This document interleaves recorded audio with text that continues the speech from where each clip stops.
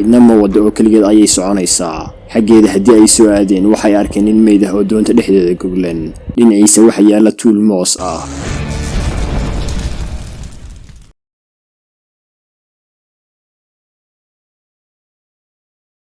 asalaamu calaykum.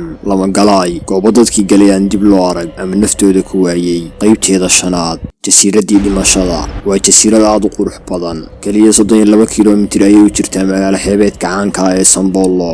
inkasta oo ay quruxdeedu ka dhigayso mid ku habboon dalxiiska iyo daawashada, haddana ma jirto cid booqan kartaa.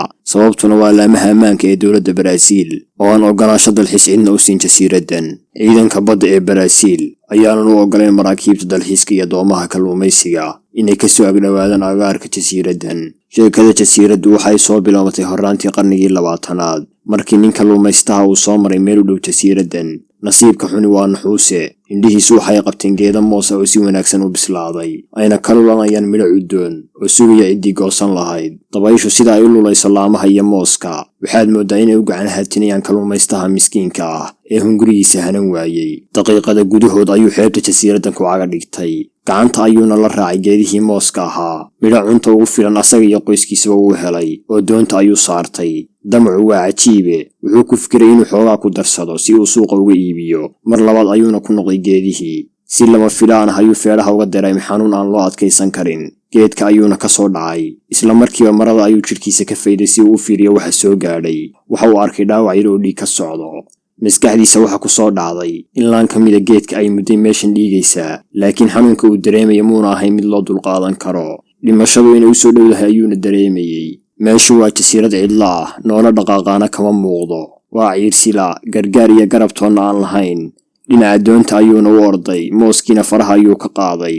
badeelka doonta ayuuna u dhaqaajiyay dhinaca Sambolo. nasiib xumo, jidka ayuuna ku miirbeelay. hal maalin kadib koox kalluumaystaha ayaa arkay doon yar oo badda dusheeda hahaabaysa. cidna ma wada oo keligeed ayay soconaysaa. xaggeeda haddii ay soo aadeen waxay arkeen nin meyd ah oo doonta dhexdeeda goglan. dhinaciisa waxa yaalla tuul moos ah.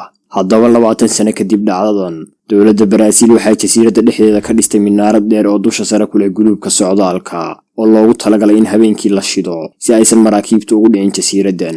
waxaan filayaa daawade inaad maqashay sheekada cajiibka ah ee Titanic iyo sida uu u degay kadib markii uu jiiday buur baraf ah uusan arkayn kabtanka waday markabka.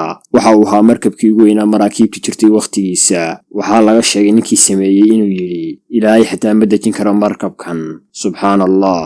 aan u soo laabanna mawduuceenna. dowladda Baraasiil hal nin oo waardiyaha ayay u soo dirtay jasiiraddan. xaaskiisa iyo ubadkiisa ayuu horay u soo watay, waxayna degeen dhismo yar oo dowladdu ugu tala gashay.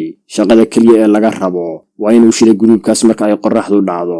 ninkan dowladdu waxay u diyaarisay wax walba uu u baahan karayey. cunto, daawo iyo hub uu isku ilaaliyo intaba way u diyaarisay. haddaba maalmo kadib, kabtanka mid ka mid a maraakiibta jasiiraddan ka gudbaysa ayaa dareemay inaan la daarin guluubkii minaaradda. wuxuuna wargelin siiyey ilaalada xeebaha Baraasiil maadaama ay ahayd warbixintii koowaad. cidna kama jawaabin baaqa ka yimid kabtankan.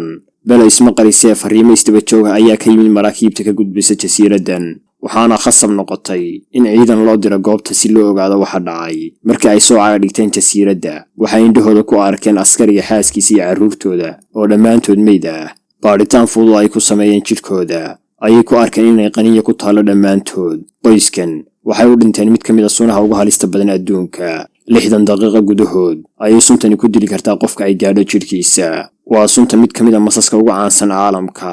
waa mas dunida oo dhan kaga nool jasiiraddan oo keliya ah, waxaana lagu magacaabaa abeesada dahabiga ah. sidaas darteed jasiiraddan waxaa loogu yeedhaa jasiiradda masaska, maadaama aysan jasiiraddan ku noolayn bini aadam ama noolo kale oo dili kara abeesadan. si xad dhaaf ay ugu tarantay bariga jasiiradda. khuburo daraasad ku samaysay ayaa sheegtay in jasiiraddan ay ku nool yihiin wax ka badan 4,000 oo mas. badka jasiiradda waxaa lagu qiyaasaa 43,000 oo mitir. marka la isku qaybiyo baaxadda jasiiradda iyo tirada masaska ku nool, waxay noo soo baxaysaa in 10 mitirba uu ku nool yahay mas khatar ah oo xambaarsan sun dilaa ah. haddii aad cagtaada dhigto gudaha jasiiraddan, afartaada dhinac waxa jooga 4 mas oo mid walba uu ku jiro wax ka yar 10 mitir. dhulka guudkiisa waad iska ilaalin kartaa bahalaha hoose ama masaska iyo abeesooyinka jooga, laakiin xisaabta ku darso dhirta ku taala dhinacyada inay saarnaan karaan masas ka badan kuwa dhulka jooga. sababtoo ah masaskani waxay quutaan shimbiraha kusoo dega laamaha dhirta.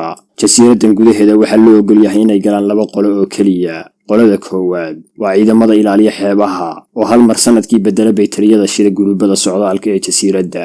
qolada labaad waa cilmi baadhayaal daraasado ku sameeya masaska, kuwaas oo ogolaasho ka haysta dowladda Baraasiil, isla markaana tababar iyo khibrad dheeri ah u leh sidii ay isaga ilaalin lahaayeen masaskan. waxaa jira qolo saddexaad, waa ugaarsato si dhuumashaha u gala jasiiradan, kuwaas oo sifo sharci darro ah kaga ganacsada masaska dahabiga ah oo uu halkii xabbo suuqyada adduunka ka jooga wax ka badan $40,000. ugaarsatadan waxay u dhexeeyaan 2 khatarood. khatarta koowaad waa dowladda oo qaban karta ayaga oo faldambiyeed tuuga ah gacanta kula jira, sababtoo ah ugaadha iyo duurjoogta dal kasta waa hanti qaran, in la xado oo shisheeye laga iibiyaana waa dembi weyn. khatarta labaadna waa inay u dhintaan qaniyada mid ka mid a masaska sunta badan ee ku nool jasiiradan. xaqiiqada laga xumaado ayaa ah inay jiraan dad jecel inay helaan hanti aysan u dhiidin, waxayna rabaan inay si fudud u taajiraan xataa haddii ay khatar u gelinayaan naftooda. ugu dambayntii daawade, ma kula tahay in dalkeennu maalin uu heli doono dowlad awood leh oo ilaalisa ugaadha, xayawaanka iyo deegaanka, gaar ahaan dhirta dhuxusha laga shido oo si ba'an loo xaalufiyey? daawade, waxaynu soo gaadhnay guntii iyo gabagabadii muuqaalkeenna maanta. fadlan haddii ay tahay markii kugu horreysay aad soo booqato kanaalkeenna, soo dhow oo subscribe saar. sidoo kale haddii aad horey noola joogtay, muuqaalka like saar oo sii faafi si aynu u helno daawadayaal tiro badan. mahadsanid.